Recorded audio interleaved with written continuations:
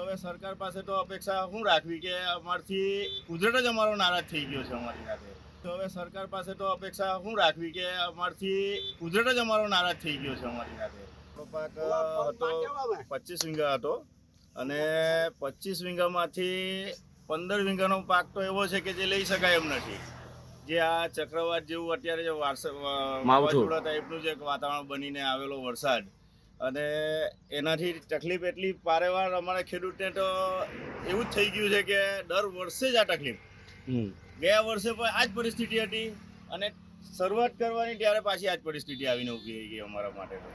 અને ભેજવાળી જગ્યા છે, અમે નીચે સૂકવી નથી શકતા એટલે રોડે સૂકવવા ફરજિયાત અમારે આવવું પડે અને ખેડૂતને એટલું નુકસાન થાય છે કે વાત નહીં પૂછો. હવે સરકાર પાસે તો અપેક્ષા શું રાખવી કે અમારથી કુદરત જ અમારો નારાજ થઈ ગયો છે અમારી સાથે. તો આ તો ખેડૂત છે, સહન કરીને ચાલી જ જવું છે અમારે, તો પછી બીજું શું કરીએ હવે.